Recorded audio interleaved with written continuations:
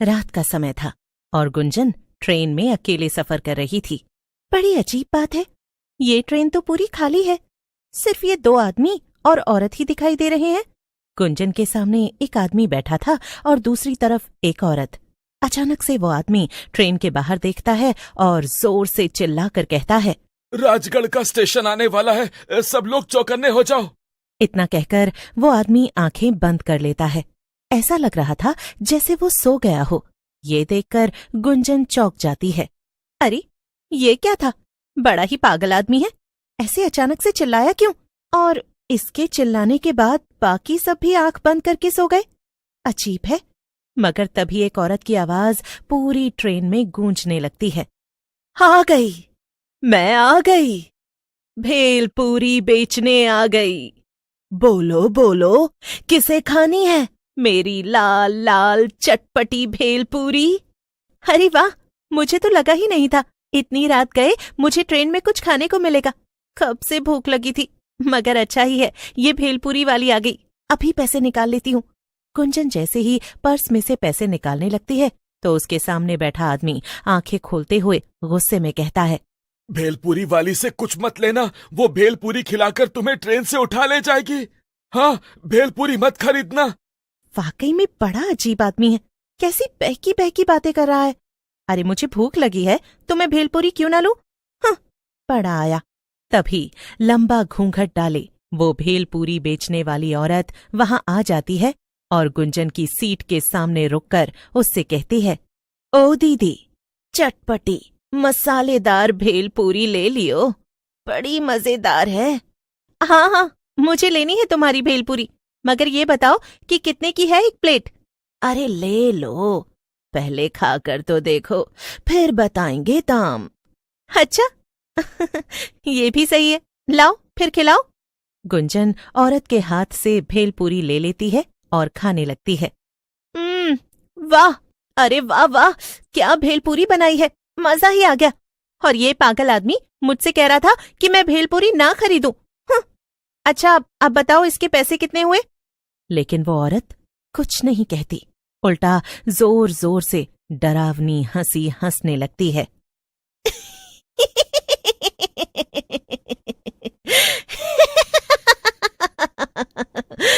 पैसे?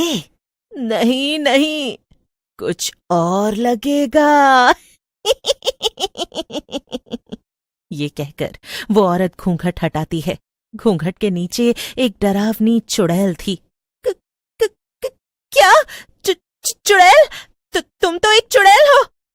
हाँ, तो मैंने कब कहा कि मैं माधुरी दीक्षित हूँ, हैं?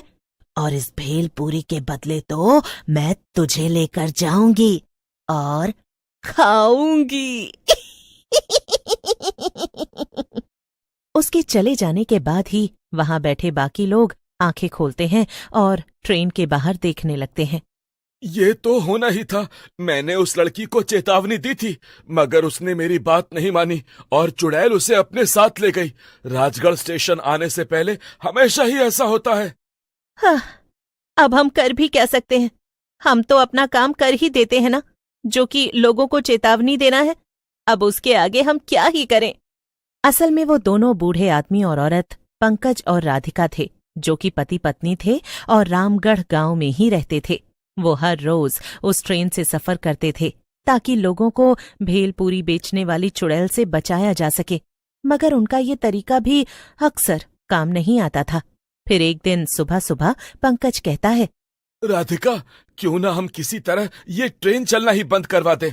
अगर ट्रेन चलेगी ही नहीं तो चुड़ैल भेलपूरी बेचने आएगी ही नहीं और ना ही लोग गायब होंगे, ना मरेंगे। वो स्टेशन मास्टर है ना, रघु भाई, हम उनसे जाकर कहेंगे, उनकी बहुत पहुंच है।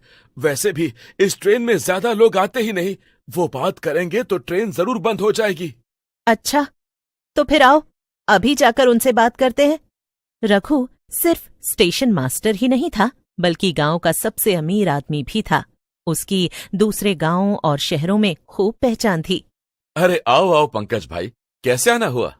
रघु भैया, आप तो जानते हैं कि हमारे स्टेशन से गुजरने वाली जो ट्रेन है, पिछले 3 महीनों से उस पर एक भेलपूरी बेचने वाली चुड़ैल का साया मंडराने लगा है। वो रात को आती है और जो भी उससे भेलपूरी खरीदता है उसे अपने साथ ले जाकर मार देती है। हाँ हाँ, मैंने ऐसी बहुत सी अफवाहें सुनी है, पर मैं क्या करूं? भैया, आप ना ये ट्रेन ही बंद करवा दीजिए। ट्रेन बंद हुई तो ना तो भेलपूरी बिकेगी, न लोग गायब होंगे। क्या? एक चुड़ैल की कहानी के चक्कर में ट्रेन बंद करवा दूं? अरे, मैं बड़े साहब लोगों को जाकर ये बोलूंगा तो वो मेरे ऊपर हंसेंगे, समझे? मगर रघु भैया, सच तो यही है ना? जो ना माने उससे ट्रेन में रात में सफर करने को कहिए, फिर वो भी इस पर यकीन कर लेगा और ट्रेन बंद करवा देंगे। बेचारा पंकज उदास होकर वापस अपने घर आ जाता है। कुछ नहीं किया ना रघु भैया ने, मैंने तो पहले ही कहा था। अब आप काम पर जाइए और रात में जल्दी लौट आइएगा। हमें ट्रेन में भी जाना है, लोगों को बचाने। रात होते ही पंकज और राधिका फिर से दूसरे गांव के स्टेशन पर पहुंच जाते हैं और अपने गांव जाने वाली ट्रेन में बैठ जाते हैं। राधिका के पास बड़ा झोला था। वो उसे खोलकर पंकज को दिखाती है तो पंकज चौंक जाता है। उस झोले में बहुत सारी भेलपूरी थी। हाँ, जब आप काम पर गए तो मुझे एक आइडिया आया और मैंने खूब सारी भेलपूरी बना ली। अब मैं चुड़ैल से पहले सबको भेलपूरी बेच दूंगी और फिर कोई भी उसकी भेलपूरी खरीदेगा ही नहीं। राधिका खड़ी होकर सबसे कहती है, ले लो, स्वादिष्ट लजीज भेलपूरी ले लो। ऐसी भेलपूरी कभी नहीं खाई होगी। अच्छा, इतनी अच्छी है क्या? लाओ फिर, जरा मुझे भी खिलाओ। ले लो जी, सब लोग लो, सिर्फ 10 रुपए की है। रामगढ़ का स्टेशन आते आते राधिका ट्रेन में बैठे सभी लोगों को भेलपूरी बेच देती है। हाँ, हो गया जी, अब तो आज इनमें से कोई भी और भेलपूरी नहीं खरीदने वाला। तभी पूरी ट्रेन में चुड़ैल की आवाज गूंजने लगती है। ले लो, खट्टी मीठी भेलपूरी ले लो। पंकज जोर से चिल्लाता है, रामगढ़ स्टेशन आने वाला है, कोई भी घूंघट वाली औरत से भेलपूरी मत लेना, सब आंख बंद करके सो जाओ।